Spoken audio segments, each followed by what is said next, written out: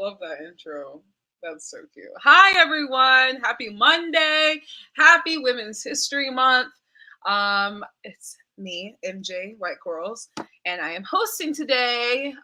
Shout out to Patrick and Andy for allowing me to host. We're celebrating women all month, as we do all year round, but it is Women's History Month, so we are special highlighting us women and our voices and amplifying them. Speaking of amplifying women's voices, we have Kristina Dewberry today as our guest, and we're going to talk about her career in construction management, which I'm extremely excited about because how many women do you know in construction management? Right? Okay. So, Kristina, come right on in. Hello. How are you? I'm good. How are you? You look great. I'm loving this scarf. Thank you. You know, little flair suggested by my kids, so we're doing it. Well, it's giving me a little Cruella vibes because it's the black and Oh. white and the red glasses, red lipstick. If necessary, not the puppy part, but you know. Everything else. And she could rock a coat though. As Yes, long she as could. it wasn't made out of puppies. But No. we thank you so much for joining us on the show. We're excited to have you. And I don't think I have ever spoken to a woman in construction management before. Okay. Well, this will be entertaining for you. I'm super excited. I have a lot of questions. Anyone Excellent. who's watching that has watched me host before, y'all know I just ask anything and everything because I am very curious and I try to ask things that other people would ask, and some people will pop in and ask their own questions in the comments, so we'll get to Oh, those. cool. Feel free, y'all who are watching, to ask questions throughout. But first and foremost, how the heck did you get involved in construction?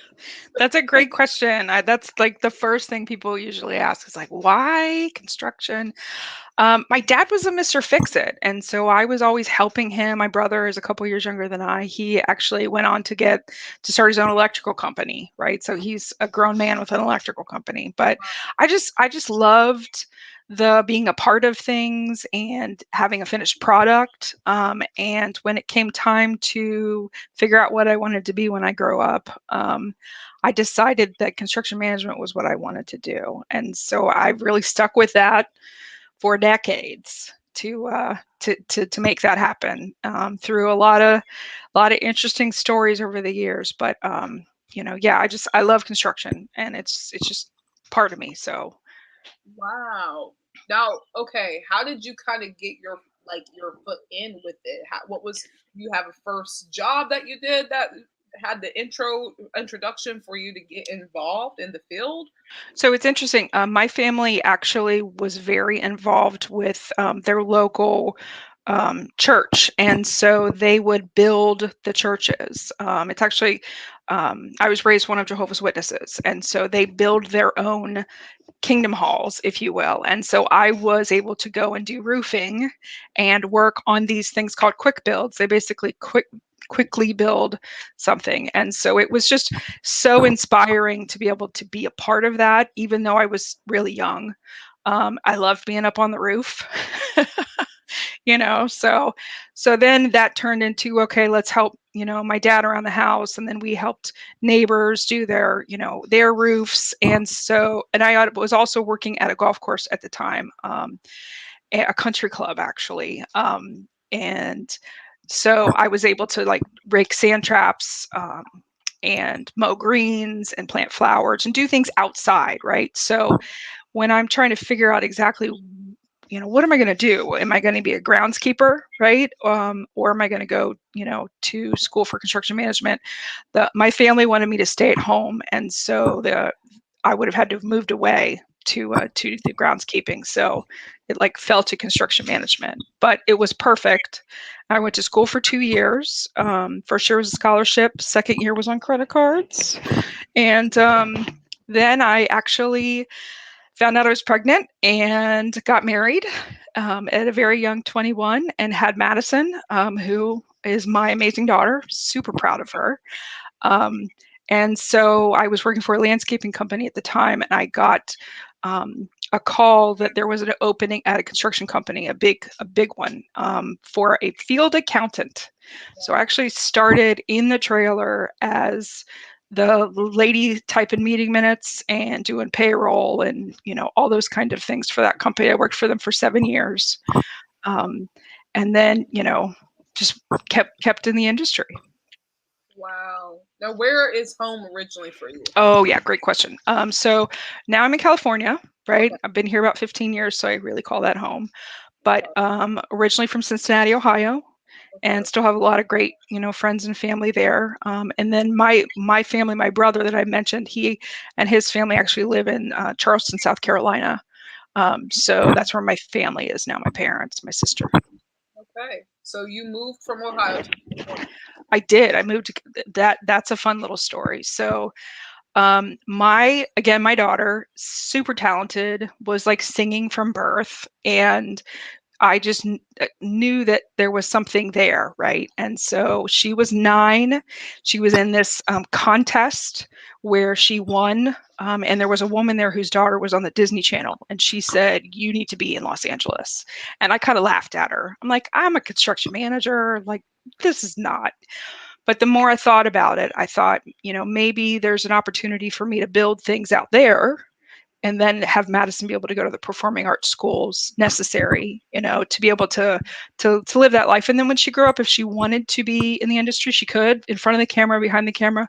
If she didn't, that was up to her, but at least I was able to support that. So she was 11, and I talked to Turner, who's a fantastic company, love them.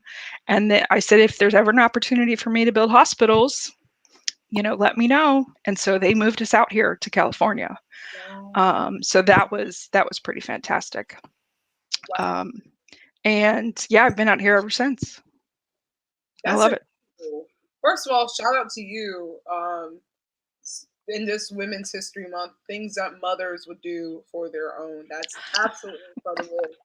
Shout out to you. I'm just, that is amazing. That's not something that I knew about you prior to Oh, this. That's so cool. Um, you mentioned that you had an opportunity to build out there. yes, So yes. starting with the hospitals, correct? Starting with hospitals. Yeah, I worked for Turner back in Ohio, and I built hospitals and healthcare facilities for them. And actually, the company prior to Turner, Messer Construction, I worked for them for 7 years. Same thing, did mostly healthcare. There were some other jobs sprinkled in there. Oh, good, cool. So yeah, here's a little bit of my history. I um, co-opt for the Ohio Department of Transportation and did freeway work, and then did signs and barrels for that GC while I was going to college nights and weekends. So just a whole slew of different things. The reason why there's so many different colleges up there is those 2 years I went to college was at University of Cincinnati, and Okay. then ended up having to take a break, having a kid, getting married, that kind of thing. And so I went back to school nights and weekends at Cincinnati State and then at Northern Kentucky University so that I could get my bachelor's degree in construction management. And in all, it took about 13 years. Wow. So I would take one class at a time, whatever I could pay for. Some of the companies were, reimbursed, but other ones, not so much. So So this you was not just a journey. This was definitely, yeah, I was motivated, yeah. right? And there were times where I was like, "Oh, I'm so tired. I can't, because I'm trying to raise a child and be a wife and have a house and work full time and then go to college." But I was the first person in my family to go to college, and so it was really important to me that I finish. Yeah. Right? College is not for everybody, so I definitely don't want to put that out there. College is absolutely not for everybody. People defer or they don't end up going because they find some other amazing career path. So I'm really glad to see it in 2021 that stigma's kind of going away. People don't, well, you have to go to college. Right. Well, no, you don't. There's other things that you can do. So How do you feel that it helped you though for your career specifically? it gave me a piece of paper. Um, it gave me the determination and the drive to keep going, even though it did not seem realistic, like I was going to be able to finish college, right? I'm a 21-year-old, no money, trying to do what I can to have a family and, pay half the bills and that kind of stuff. So it was rough, but I think just the whole, like, here's the finish line and you're going to get to it, helped me. And along the way, I was able to work on amazing projects, right? So through the day, I'm working at a job site. Maybe I have a class during the middle of the day. So I drive to the class and then I drive back and I work second shift at the job site, right? Just, so my experience that I got all those times, right? It was just very focused, and I'm really fortunate to have that. That's so interesting because I think of what you said about like the finish line, and I allude that back to construction. Is it's a project, and it seems like Mm-hmm. many of the things in your life, the obstacles have been projects, and you just get to the finish line each time. Yeah. That's really interesting. That's really cool. I, Wow. lo- I love that about construction too, because it is projects. I was actually talking with a friend of mine last night who's running a project in Africa. If we have time, we'll look at some pictures.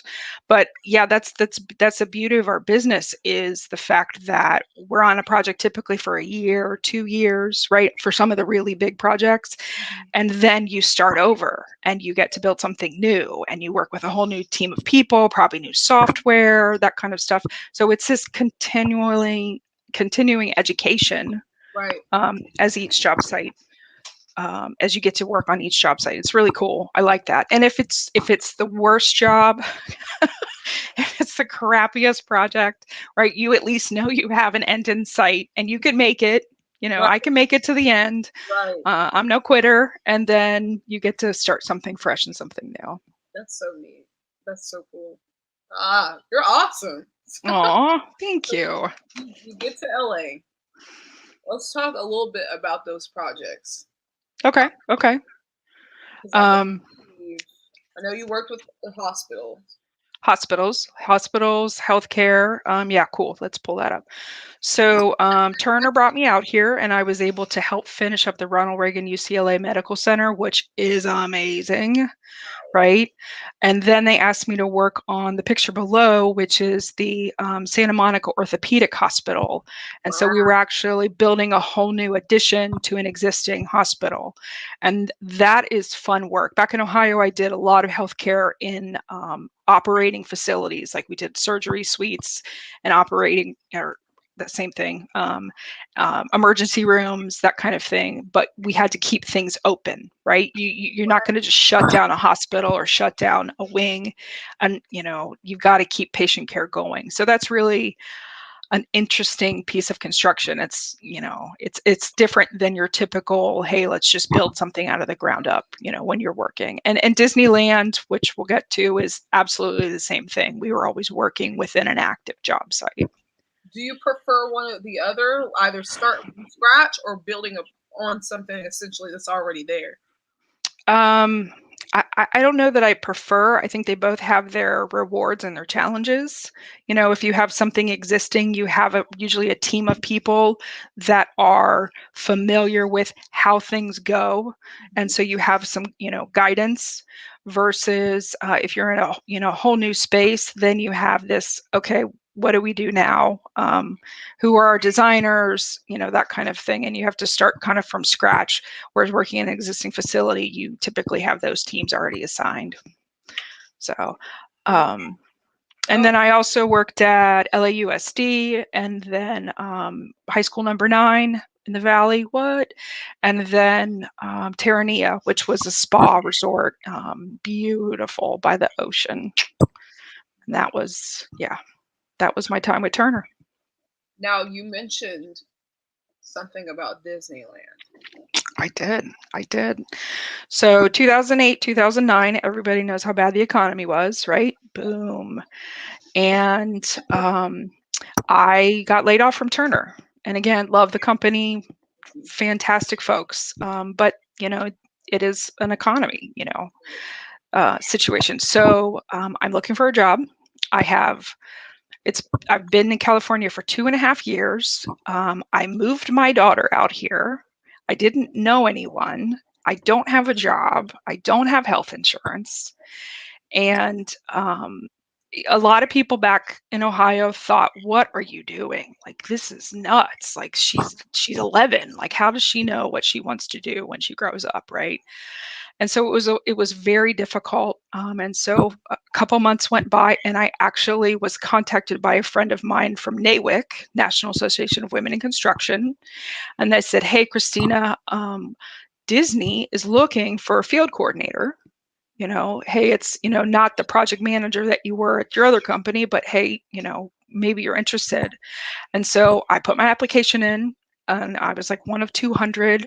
I had some special software experience for the construction management software. Is my microphone making noise? I hate to. No, no, Okay. All right. it's fine. And it's all behind the curtain. That didn't happen. So You're fine. You're fine. got it. And so I put my application in, and I got the job.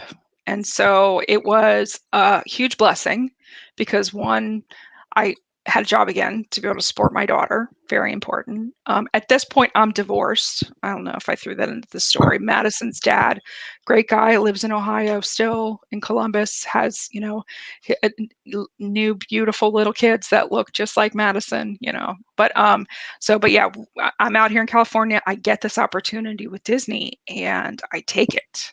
And it is a pay cut. It's a big pay cut, but it's worth it to me. One, because, it's some kind, and it was a project hire position. I started working on the Disneyland hotel renovation.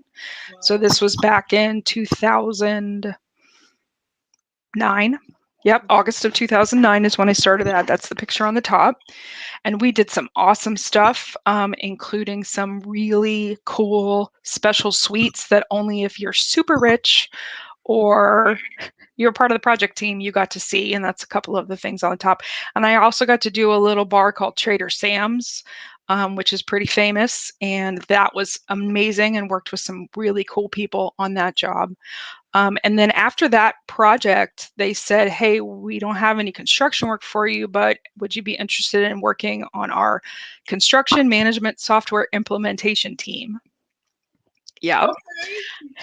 And I said, yeah, because I'm like, one, it's a job, and two, I thought I would be able to teach contractors and show them how to use the software that Disney had made, and make life easier in the field, right? Because that's really what my job as construction manager is all about, is to help the field so that we can keep moving and we can meet those deadlines, right? And so I did that for about a year, and it made me crazy. What got you through it? What got you through it? Lots of Starbucks. There's a Starbucks on site up in Glendale. And some amazing coworkers that were like, "Hey, we're in it. We got to do it." So I had the opportunity to really, because most people, when they work for Imagineering, they work in Glendale, right? Glendale, California is where, 1401 Flower. It's a big deal. And I had an opportunity to be there for over a year on the campus, and to really network and talk with so many really amazing people. There's an artist, Nicholas Smith, who I might have added a photo in the slideshow. He's amazing. I don't believe he's with Imagineering anymore, but he's actually moved on to do some great things. So I'll definitely send you his information. That's amazing. So yeah, I got a chance to work up there, and then I was able to get back into the field and start again as assistant construction manager. Right. So we see the drink of choice, and the Excedrin headache medicine, generic, of course, to be able to get us through. And one of my favorite projects that I got to work on is this one, called Star Wars Launch Bay. And it was so exciting. And it was rough, and it was hard, because for Disney, just like healthcare, right, you have parameters you have to meet, Right. and you may not be saving anybody's life, but you are, impacting people who plan months and months ahead, or they save all year long to go to Disneyland, right? Because this attraction is going to be open. So we got to make sure that attraction is open. So we had a great team, and we pulled together, and we got it open in time. That's incredible. I Um, people were talking about that, like once it was announced that, yeah. it was just, Well, and this little project was like a tiny little teaser because then this big project called Star Wars Galaxy's Edge happened. yeah. Right. Okay. So that was amazing. And I am a huge Star Wars nerd. I have been. Princess Leia is General Leia, excuse me, is fantastic. And she really influenced me as a young kid, right? You didn't necessarily see women take charge and lead people and that kind of thing. And so that was a big deal for me to be able to see that. So for me as an adult to then be able to work on Star Wars Galaxy's Edge, like building, That's wild. right? It was amazing. So I started out as an assistant construction manager working on one of the attractions. Okay. And that one, we had a lot of because Imagineering does the most technically advanced thing that they can do, right, for each new attraction. And so a lot of what we're doing is creating things. And so there was a little bit of extra time for this one, before that attraction really got rolling in the field. And so I said, hey guys, how about I help out with logistics? It was a 14-acre construction site. We ended up having maybe 8,000 people come through as far as craft workers, artists, folks that worked, architects, engineers, iron workers, all the whole gamut, right? And so what we did for those people is kind of what you see on the screen. We and when I say we, I had a team of very few. And I had some great guys in the field that were laborers and carpenters for us too. But it was we did anything and everything that was necessary to keep the work in the field going. And so that's what a lot of these things are, right? Like one of my favorites is like the shuttle buses. Oh boy, like there were mornings that I was out in the parking lot at 4:30 in the morning because guys were having difficulty lining up and getting on the shuttle bus one by one, and we were like ganging up. Like it was interesting, right? So there was a lot of how do I say this very nicely? Hand holding to say, okay, we all have to play nice, right? The other really cool thing was animal control, because when we had some ducks that ended up in one of the buildings, some baby ducklings one spring, and so I was like, okay, well, we have to save them. So we captured them in a bucket, and then we carried them over to the rivers of America, where they met up back up with their mom. So just like random stuff. Yeah, They I'm would they would be like, hey, Kristina, can you? And I'm like, sure. So we set up a protocol for each one of these things. And the cool thing about Star Wars Galaxy's Edge and lean construction in itself, which I'll talk a little bit about later, but is the fact that we were all partners on this project, right? You had like 16 partners, your electrician and your architect and Imagineering, like we were all partnering together. So what was best for the project may not have been best for that particular contractor, but they understood and they were willing to work. And so we just did some amazing things. That was a very interesting contract setup, and we were able to do some really cool things with it. That's amazing. That mind blowing that there's that much that goes into it, and the fact just looking at that particular photo and seeing what the logistics team does. Yeah, I started it one day and I was like, add that to the file. Right, right. Oh, And you know what? We got a couple questions, and I think I'm gonna oh, go and look at it just because they're yeah, here. yeah, for sure. Brittany says, "What would you say that? What would you wait? English is hard. Would you say that a project manager and a construction manager are Are interchangeable?" interchangeable. It really depends on the company that you work at and the title system that they have. Larger GCs might have project managers and superintendents, right? They don't necessarily have construction managers. Project managers in a classic company would handle all of the paperwork. They would do the contracts, the buyouts, the stuff in the office, right? Where your superintendent's going to do the stuff in the field. For me, and especially at Disneyland, I was a construction manager, so I got to dip in a little bit in both worlds. It's a title for at most companies, and the skills are the same. Okay, that's a good question. Yeah. That's a really good question. Thank you for that, Brittany. Now you mentioned lean logistics principles. Oh yeah. What is that? So lean construction, and I added logistics in the middle here because I was, wanted to bring that out. So lean construction is a thinking that was started in the 70s, 80s, LCI, leanconstructioninstitute.org. It's basically a group of people that got together and said, what is the best way to do stuff and how can we continually evolve and improve our process? And it was based on the principles of Toyota and the plants where they would make the cars, right? What steps need to happen? And a lot of people will push back and say, oh, every construction site is different, every project is different, and they're right, except they're not, because every job has the pre-construction, every job has the buyout phase, every job has the you're in the field phase.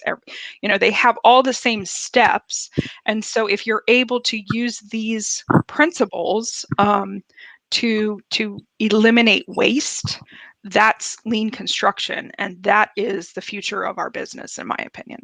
Who developed this? The Lean Construction Institute. It was a group of individuals. Okay. I've been able to attend. They have a yearly congress where people come together. They do keynotes on what worked for them on their projects, what didn't work. I think the next conference is in Arizona, but yeah, lci.org. Great practice. Okay. That makes sense. For you specifically, how did you bring this into your projects? Did you kind of? So there was a chart kind of on the wall, just like that, right? And so every day when we would have new issues come up, it would be like, okay, what's the best way to handle this? And so sometimes it was to create a process. I think there's a couple pictures of me on the job site. Okay. I don't know if we have. Yeah, there we go. So lean construction is basically the thinking behind what you're seeing here. One, that's how I looked, because wow, that's a construction site makeup for you. Woohoo! No, we had over 100 different contractors on site, and then maybe another 50 vendors that would come on site regularly. So we had to come up very quickly with a delivery notification system, because Disneyland is like lockdown and there's only certain gates that certain size trucks can fit in. So for us, we had to say, okay, what are you bringing in? When do you want to bring it? What time do you want to bring it? Because like Disneyland is operating 24 hours a day. And if you tell me 9 a.m, I'm going to tell you no.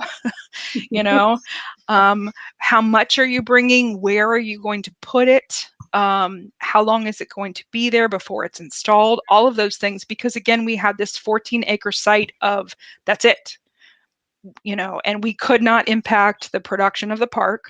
So this is an example of a muster meeting, another lean principle that we would meet on a daily basis, and at 6:30 in the morning.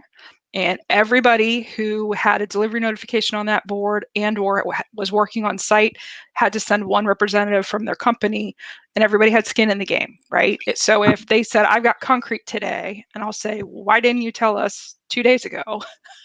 You knew you were going to pour concrete, right? And concrete can't just sit there and wait to be unloaded till later, right? So then you have to work backwards and figure out exactly how to get everybody in. And sometimes it was, you're going to have to come back this afternoon, or yeah, I think we can fit you in, or drop off here because we have a little like standby area, and then you're going to have to double handle your stuff, but at least you can get it off the truck. So to do that for 150 different companies over the life of the project, the electronic version was just never gonna work, right? We had to have something tangible so that the guys could walk by. And that's really one of my favorite things about this project is I was given the opportunity to set up the office. And so what you're looking at here is the logistics wall. And I basically took over that whole wall. And of course, my desk is where all the toys are and things like that on the other side. And so we were able to do a visual. I don't know if you can see the map on the far left-hand side. That's the job site. And so we had little magnets for the cranes because we had 4 or 5 different cranes at any given time. And we named them things like Obi-Wan, you know, and you were like, where is Obi-Wan going to be today? And how is that going to affect this other stuff? So that map was up. And then we had like a hot list, like emergencies. And then we did delivery notifications by day. And every day at that meeting, we would run over what needed to happen for the rest of that day and the following day. And people would be like, oh man, I forgot to tell you, I got insulation coming, right? And so we'd be like, okay, what gate do you want to come through? How much are you bringing? Do you have somebody to unload it? All of those questions that you may not remember. So this slide represents just basically some of the things that we were able to do on that particular project. As far as logistics, and it was a great job. Standard nomenclature, I could talk about that for an hour, right? Like you need to be able to say, meet me at such and such, right? And so a lot of projects won't necessarily have that, right? Or they'll just have room numbers if you're on a smaller project like I'm working on now. And it's like, okay, cool, use the room number or give it a name so that everybody knows where you're supposed to be. So this big driveway, and so I called it the alley, because it basically was like this long straight alley. The buildings were super tall. And I said, okay, you can deliver in the alley from this time to this time, you know? And so everybody just started using the same nomenclature, and it was pretty cool. That's so neat. And this is all for Disney. Yeah, this is all Disney. Would you say that working with Star Wars was probably your favorite project that you've worked on? Absolutely, 100%. I mean, I love healthcare. But Star Wars itself, I was given the freedom by some really cool people to just make things happen. And I made mistakes. Everybody makes mistakes. But we were able to, you know, safely, quickly, efficiently, that was our drive to make sure that things happened. To keep the project moving forward. And I really appreciated the support.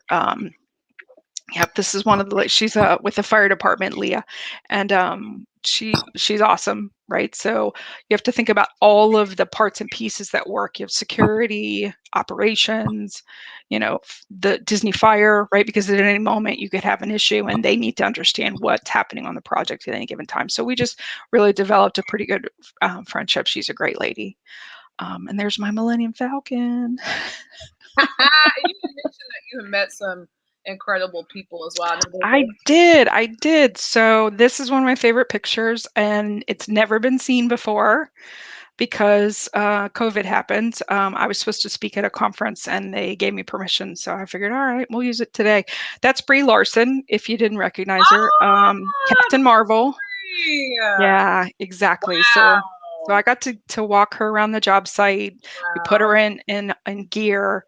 It was a cool day. I also met Paul Rudd that day, and then I got an opportunity to actually ride Millennium Falcon Smugglers Run with them. They were the pilots, and I love that. I love that. Who the heck can say that they did that? Yeah, that was a pretty awesome day. And those are the days that you remember. But the honestly, the best day of that entire project was the day that we opened and we got a chance to see the guests experience it. That was like a crying moment, like just such a feeling of accomplishment, and people were just blown away by it. And all the Imagineers stood at the entryway as people came in, and like we high-fived. It was so amazing. So yeah, that definitely has been my favorite project so far. Wow. I love there's a photo of you with your construction hat on. You have your name on it. Oh, yes, my Imagineering hard hat. Yes. Yes. Well, because that was the other cool thing that happened out of this. Because I had the freedom and the allies, I want to say allies, because a lot of time when you say women in construction, you think, yay, women, and it's absolutely true, but you also need to have the allies of the men that are in the industry, right? And Absolutely. so I had that opportunity on that project. And because of that, I was able to take some people that managed a lot of the media on a tour of the job site, and they liked me. And so they said, you know what, we'd like to feature you in this thing called One Day at Disney. They didn't tell us what it was. They just came out to the site and they filmed me. If you go on Disney Plus now, there's a little like 6-minute clip of me, right? Come on, Tie my work boots, but they didn't tell us what it was at all. And so D23 came around and they said, hey, we'd like for you to appear at D23 and speak. And I'm like, okay, and that's where they unveiled this project. And like, I got to talk to BB-8, like that is not photoshopped. I got to sit on the carpet and have a chat. And basically they did a coffee table book. I'm on the back of it. I think my face is hidden by TETV, but that's cool. Is I'm just kidding. There we go. Oh, look at that. No way. And I got to do book signings, and so cool. people reach out to me to this day. Wow. This was like May of 2019. They reach out to me to this day on social media to say, hey, I never thought that I could do that. This is really cool. Can you give me some more information? So such an amazing opportunity. And I really appreciate Disney for all the things they did. Yeah, some more other cool people. Hey, like there's, can you see my face next to Bob Iger? Bob Iger, yep.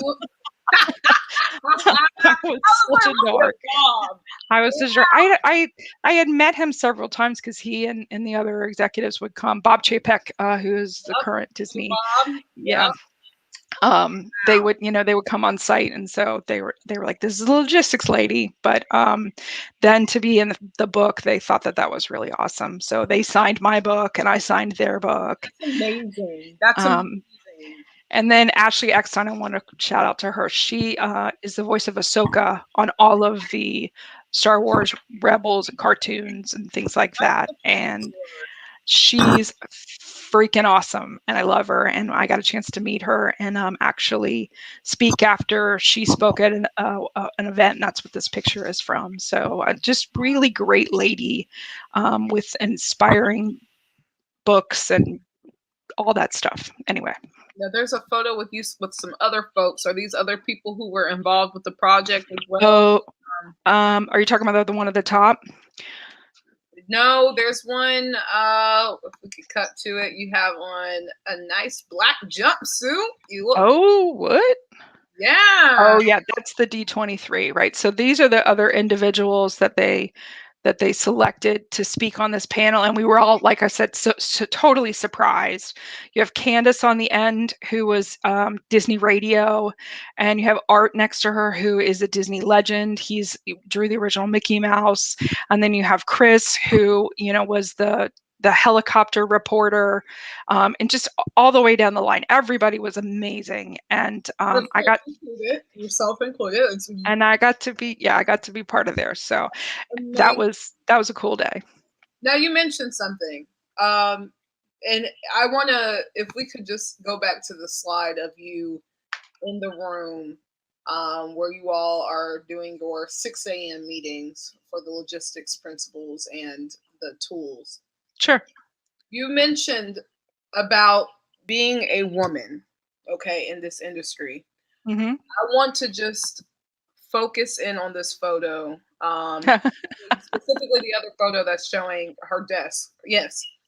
Look at the amount of men. There are a couple other women in this photo as well, but the ratio.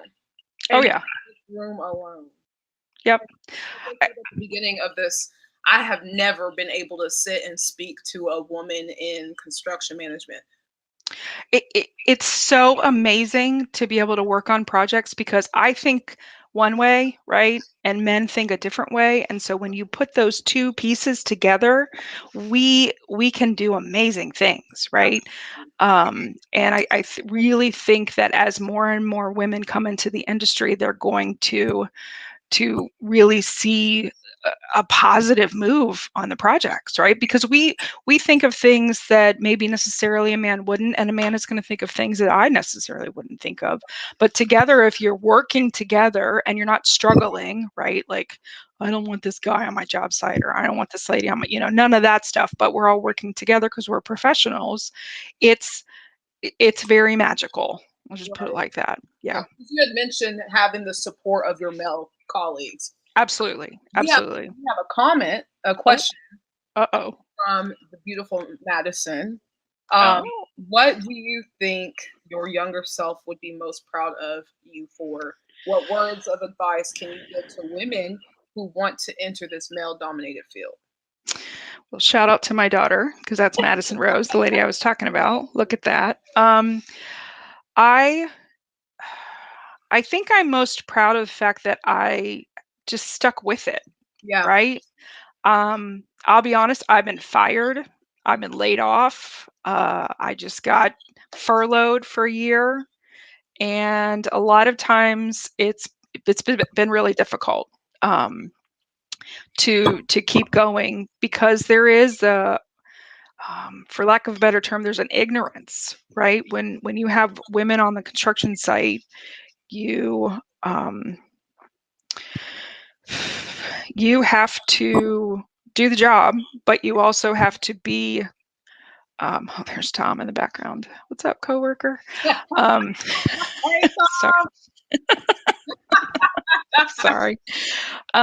You have to you just have to do the job, right? And I like to say, like, there's no crying in construction. Well, there's absolutely crying in construction, right? But one of the things that I would always do is always carry a bottle of water, because if you're starting, and for me, I get frustrated and then I want to cry. Like, I get so angry because either the way I'm being talked down to, or mansplained, or just all of those things, right? Then it's like, okay, just don't let it get to you. And then you drink a bottle of water and you can't cry. It's like you can't cry at the same time as drinking water. I don't know. Maybe I'm making this up, but it works for me. And I've had other women say, yeah, it really worked for me too. So next time you're in a situation, just try it. You never know. But I love it so much that I'm like, why didn't I want to be like something else? But it's so interesting to me.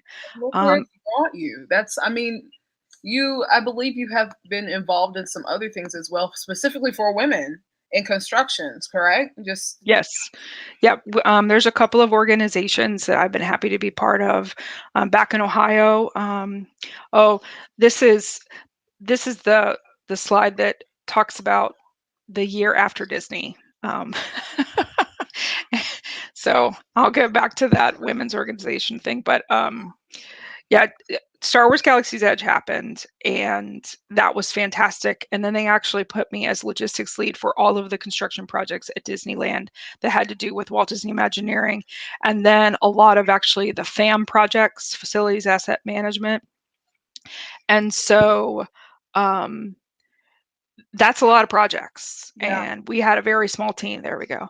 And then COVID happened, and then I got, hey, we're going to work from home for a month, and then we're going to put you on furlough. And then in August, they said, hey, we're going to go ahead, and unfortunately, we're going to have to blame Tom. We're going to have to go ahead and lay you off at the end of the year, right?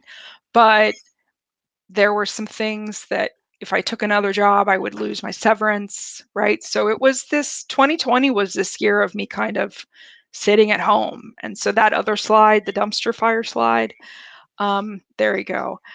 I was really able to focus on me, mental health. yeah, I got actively involved in there is an alliance for suicide prevention, because that is a huge issue in the construction industry. Um, and the Black Lives Matter movement. I got a chance to walk with my daughter in a couple of the marches, and that was fantastic. But one of the things that some people don't know about me is that I actually have fibromyalgia, which is like an arthritic condition, and there's no cure. And I'm in a lot of pain all the time. And because you're in pain all the time, then you're depressed. Right. So I've been diagnosed with severe recurring depression my entire adult life. And so it's so easy to see how frustrated people were in 2020, right? And obviously in 2021, we're doing better. But it's really easy to see how people can just be frustrated and upset. And so I hate the fact that we had COVID, but I really enjoyed the fact that I had a time to really focus on myself, focus on my mental health, breaking that stigma, people talking about it, right? We need to talk about it, right? It's especially the construction industry where it's like, everybody just buckle up and get your stuff done, right? You can imagine that specifically as a woman, that being even a million times harder, right? Because you have mental health, and you have the gender roles. Yeah. And I know there's a couple statistics even about women in construction. I wonder how. Oh, yeah. So right now we're right about 10% as part of the workforce. A lot of that is office folks. And I think the other slide that I had thrown in there was about the fact that many women and people of color, I want to put that in there, feel that they were passed over for promotion because of their gender. And I absolutely have felt that in my career, right, wrong, or indifferent. And it's been frustrating, right? But I can only imagine what a person of color would feel like, right? So I don't, put too much focus on it. I just say, okay, this is obviously not the right place for me, or this is not the right, whatever. And I find another avenue to keep moving forward. And I'm really glad that we pulled this slide up, because the other part of this is this particular during COVID, I was able to attend a lot of virtual conventions, and this one was called Groundbreaking Women in Construction. It was put on by ENR, little thing that people in the construction industry might know of. And I was actually asked to speak at this event, and then was told that I was not able to for a variety of reasons, and that made me pretty upset. And so my current employer, who shall remain unnamed, no, not current, I mean, at that time, they had some situations where they felt like Imagineers weren't able to go and speak and, be a part of certain things. And I'm sure I will get angry letters because of what I'm saying right now, but I decided then and there that I was never going to let somebody tell me no again, right? If I wanted to take an opportunity, I was going to take it. And for me to be able to speak at an international conference about my experience, my story in construction, I wanted to have that opportunity. So that is when I decided to start my own company. And so I did in 2020, I started KD Construction Consulting. And it's basically an avenue to let me speak to people. I'd love to be a keynote someday, TED Talk. I don't know. To be able to talk about my story. Yeah, there we go. To be able to explain again that there are opportunities here for women and people of color in the construction industry, and they just need to be made aware of it. Right? Like I said, a lot of people will say, I just didn't even know it was a thing. Like, I just assumed those are dudes. Right. Yeah, it's a lot. It's a lot of dudes, but if you're not a dude and you think you're interested, you should check it out. Right.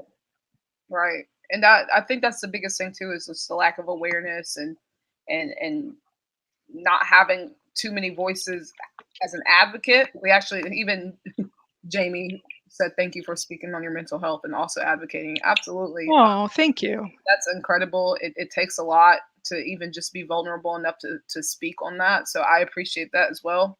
I don't know if this is a weird treadway or introduction to your daughter, but you spoke about POCs and you spoke about being able to go to the Black Lives Matter protest with your daughter. Tell me about your daughter. So Madison Rose Dewberry. Yes, I named her. Rose is my favorite flower, if you couldn't tell from all my stuff.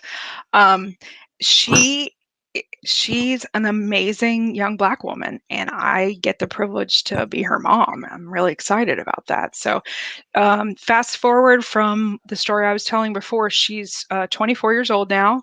She's a singer-songwriter. She was able to go on tour with somebody. That's the amazing photo on the far right-hand side. She's done music videos, she's done shows, and I'm really excited because I think that there is some good stuff on the horizon for her. I don't want to jinx it. So, but she's amazing and she deserves all the support. And so, as a white woman, it's really important to me that I be supportive of my Black daughter and that I use whatever little privilege I might have to be able to support people of color, Asians, right? Regardless of skin color or gender. It's important that we be supportive because you don't know their story. You don't know what they're going through. So you need to be as supportive as possible. But yeah, back to Madison. She's fantastic. All of the makeup, all of the outfits, all of the ideas, all of the lyrics, they're all hers. And so I proudly talk about her on a regular basis. That's incredible. And I know she had been in the comments Yeah. such a Yeah. couple of questions. And as a matter of fact, one of the questions that she asked, we weren't able to get to, but she did ask, what do you think your younger self would be most proud of you? Oh, yes, yes. I think I would be most proud of my stick-to-itness. That's not really a word, but just the fact that I could have given up on so many occasions and said, no, I'm going to make this work. I'm going to figure it out. I don't care that I don't look like everybody else on the job site. I really like this and I'm going to make it work. And they're either going to respect me, right, because of my hard work, or they're not, but that's not my issue, that's theirs. That's amazing. Oh, you were just a rock star. Like but honestly, even outside of construction and construction management, which I have absolutely no idea about. Now I feel a little bit more educated. But prior to this conversation, I don't know much about construction management, and I might not ever go into construction management. But as a woman to woman, this is a universal statement, right? Just being able to persevere and allow yourself to just see how far you can take things. Exactly. That's incredible. I hope those who are watching are gaining that from this conversation, even if you don't have an interest specifically in construction. But going back to construction and how far we can go. Yep. Africa. You went to Africa? Yes, I went to Africa. That's pretty far. Yes, yes. So I actually went to an island off the coast of Africa called Praia. There's a group of islands called Cabo Verde, and they speak Portuguese. And it was so amazing.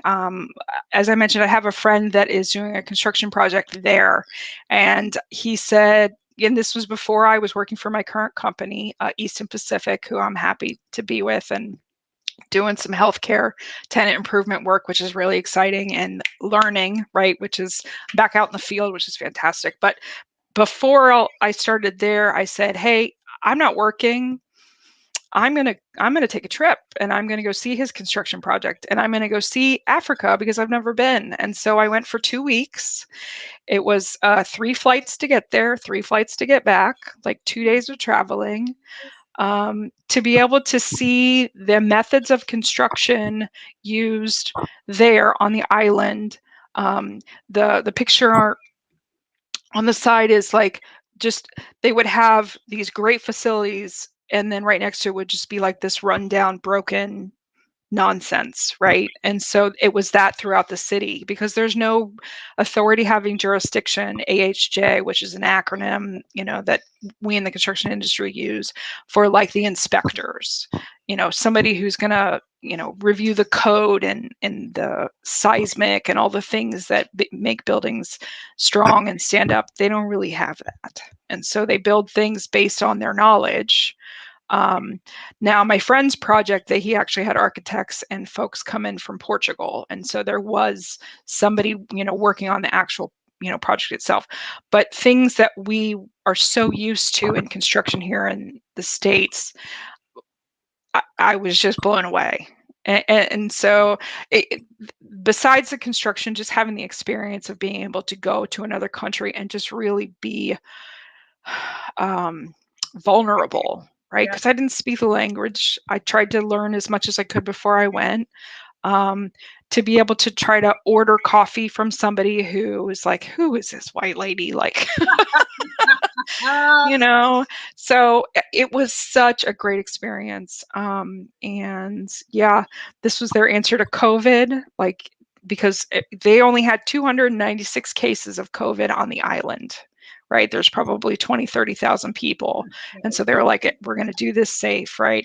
So on one hand, you had COVID, but on the other hand, this is the walkway through the street because of a construction project. Do you think you learned something from there outside of just personal things on the business aspect? Do you think you learned? Absolutely. Absolutely. I would consider that a business trip, if you will, because it was able to broaden my knowledge for consulting, and to say, okay, look, this is what we do in this country. This is what they do in a third world country. And how do we, how does it mix? What can we learn from them? What can they learn from us? Yeah. So they had fantastic roads, fantastic. Everything is paved all the way through. We could learn from that. Right. Okay. Yeah. So, but it was such a great experience, and I met some amazing people. And I think there's a picture of, another, just like, I was just like the weird tourist who was taking photos of every construction thing that I could see. Right. But glass? Is that is that glass? Yeah, it's glass. It's like it's a restaurant in the making, right off the beach, right? So they'll put tables there, and you'll be able to like look at the water. It's going to be cool. Yeah. But I think and so one day I was able to take a walk, and I found this carpentry shop on the side of the road. So I said, hey, can I take some photos of you guys? And they were nice. And so I took some pictures, but yeah, here's their shop, and they were building casework. So that's just, construction is a universal thing, right? Regardless of what country you're in or what sex you are, what color you are, construction is a universal thing that we all need. It's not going away. We definitely need new people in the trades. So this presentation, I'll get to that in just a second. Don't click off that slide. This is my favorite slide. To be able to talk to young folks, pre-apprenticeship programs, or hey, do you want to go to college, or do you just want to start working? Right? Those are opportunities that people need to know about. So when I went to Africa, I had 3 things in mind. I wanted to meet my friend in person because we had not met yet. I wanted to see his construction project, and I wanted to find a monkey. Because monkeys are my favorite animal. I know it's nuts. I know it's crazy, but they're my absolute favorite animal. And I found a monkey. I hung out with, her name was Callie, actually. And I got to hang out with her for about an hour, and just, it was such a cool experience that we definitely wouldn't have in the States. And they were like, well, they're only like $4. You can take one home. And I'm like, no, no, I don't think my cats would like that. Yeah. So, yeah. So, I might. Yeah. I loved it. She was awesome. That's incredible. Oh my gosh. So after Africa. Yeah. When did you go to Africa, as a matter of fact? Let me ask that. I went to Africa in last month in Oh, February. super recent. Yes. I knew it Yes. had to be recent because you mentioned COVID. Yes. I didn't know Yeah. it was that recent. Yeah. Yeah. Jeez Louise. So I think I was getting ready to start a new job, and I thought, if I'm going to go, I'm going to go. Like I'm just going to make it happen. And so I did. And the company that I work for now was really cool. And they were like, okay, you can start work for us for like a week and a half, and then you go to Africa, and then you can. And I was like, that'll work. Let's do this. So and you can also be on TETV while you're at work. like How cool is that? exactly, So what, exactly. but what's next though? What is next for you? What is happening now? Well, right now I'm getting up to speed with how Easton Pacific is doing things. They're a small design build firm here in Orange County, started in the 60s by a gentleman whose son now runs it, right? Mike Easton. He's a great guy. He's got amazing rapport with clients. He's very good with design. And a matter of fact, I want to highlight this office. He designed this office. So we all are COVID compliant, right? We're all in our own little spaces, but we can still see and talk to each other. Awesome. Like just such a smart man. So just trying to really learn his systems and help him on some projects that are pretty exciting. And then the other piece of me coming to work here at Easton Pacific was the fact that I could keep my construction consulting company active, right? I said, look, Mike, I might, I'm going to work for you, and do everything I need to, but there'll be times where I want to be interviewed for TETV and, Yeah. yes. And so, I really want to keep that going. And he was so supportive. He was like, oh my goodness, that's great. Right. And then the other building, the other image on this is Pacific Line Construction. So they're a group of actually Tongan amazing hardworking folks, and I just have a friendship with the owner, and so he's asked me to be on their board, and they have a pre-apprenticeship program that they run, and you're able to learn the tools of the trade. You're able to get a certificate at the end that then can help you, either get a job, get into the union, that kind of thing. And so I'm really fortunate that he asked me to be a part of that as well. So kind of busy. Yeah. Just a little bit. Just a little bit. No, that's wow. Do you feel like just sitting and being able to talk about this, having this conversation here on TETV, to reflect back and just like, wow, I did that. I'm a woman in construction, and I did that. I did more than just work in construction. Like, you did a lot. You've done a lot. You're still doing a lot. Yeah. You're going to do a lot. I love what I do, and I will put 100 and whatever percent into doing it. But then there are times where I'm like, I just want to sit back and just be by myself, right? So that'll be a Saturday or a Sunday, and I'll just say, okay, this is me time. And so sometimes I will sit back and think, wow, look how busy you are. Like, Yeah. what are you accomplishing? And it's it's cool to think about. I don't do it often enough. My daughter is very helpful in reminding me, like, hey mom, like, calm down, like, you look at what you're doing. So I really appreciate her for that. What is it like? I mean, what is being a woman to you, even outside of this industry? What is being a woman um for you?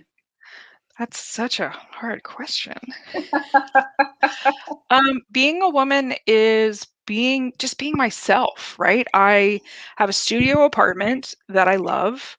I would love to be in a relationship, but I don't need to be, right? Because I'm, you know, I really like my alone time. I like things the way they are. I'm 46, right? So I guess I'm getting older and, crankier as the years go on. And no, I just really enjoy the little things, right? Like I was eating an orange, those sumo oranges the other day. I don't know if you have those in Tennessee, but like just to be able to peel that and eat that is like, wow. Or to go get my nails done. Now we got quite a bit of oranges down here. So. Okay. All right. All right. To get my nails done or to hang out with my daughter, right? Those are the things that I like to do. when I'm not working my butt off. But I Right. love working, so it's okay. It's okay. You like to remind yourself of these things, right? You remind yourself of being a woman. I think you have your fridge is decorated. Oh yeah, do we have? Oh yeah, for sure. So this is so two things. One, I have a playlist on Apple Music that I've kept going called Boss Mode, and Nice. basically it's every inspirational song that has ever touched me, whatever lyric it is. And I updated it to this year because we need to leave 2020 behind. But a lot of just like Beyonce, Lady Gaga, Madison Rose, Oh you know, yeah. Yeah. right? Right. The song comes on, I'm like, yay, Madison. So Oh, so that's really been a big influence for me, especially dealing with depression, is when you get into those moments, you have to say, okay, I see that this is happening. What do I need to do to take steps to get out of it? And so one of those things for me is music. The yeah. other thing is magnets and mantras. Excellent. So this is my refrigerator, and I have, just little reminders that I see every time I go make coffee in the morning to say, "You're a badass, and you can do Yeah. this." The Brie Um, Larson. yes, there's Brie Larson. I unfortunately did not get to meet Carrie Fisher before she passed away, but I did get to see her speak at a Star Wars celebration, so that was awesome. That's awesome. Tina Fey, you got to call me. Like, where are you, Tina? I absolutely love you. I So, love it. I love just that. yeah, And these are things that represent you: motivate, inspire, coach, mentor. I feel like those are four words describe you very well. yeah. Here's another one. So that lemon picture, it'll cost nothing to dream and everything not to. I've had that since we lived in Ohio, and it's hanging in my kitchen. And it is also another reminder every day that it's important that you dream. Well-behaved women rarely make history. I found that the other day at Goodwill. Shout out to Goodwill. Goodwill. Um, I think that hummingbirds are super lucky. And so every time I see a hummingbird, it's like a sighting, like lucky hummingbird. Or like at Disneyland, it was feral cat sighting. Like, you knew you were going to have a good day. So I love hummingbirds. And so that's why that's part of my logo for my business. And then the last one just really sums it up. I think everything happens for a reason, and life is really too short to have regrets. So you need to do what it is that you feel you need to do. And you need to be a good person and you need to help other people. So, Would you say that is advice for everyone? Is just helping other people and yeah, absolutely. If you have empathy, if you have emotional intelligence to understand what is happening, whether it's racial or political, whatever issue is going on, right? Um, it's important that you think about other people before you necessarily open your mouth. This slide is really cool because for me, I swear like a sailor or a construction worker, if you will. And so it's really, I, I, I, I, you have to know your audience, right. right? Right. Sometimes you need to just throw out whatever it is because it gets the impact and it gets what it is. But I'm not going to say that to my mom, right? So you got to know your audience, right? Probably not to Bob Iger either, but yeah. Yeah, yeah. I did not use the F word with Bob Iger. That's good. Maybe with JPEG? No, I don't think so. You have to know your audience. You have to make sure that you can communicate with them, right? This picture, this guy is saying one thing and she's saying the other thing, and it's just like this big. And I think that's my job as a construction manager. That's solved in that one thing. And so, my advice would be to people that think, "Oh, is this a thing for me?" To do you like solving problems? Do you like helping, the architect and the iron worker figure out stuff, right? And helping finesse the situation so that everybody feels comfortable so that they can open up they can really problem solve. That's what a construction manager is to me. is really helping other people solve the problem so that we can finish the project.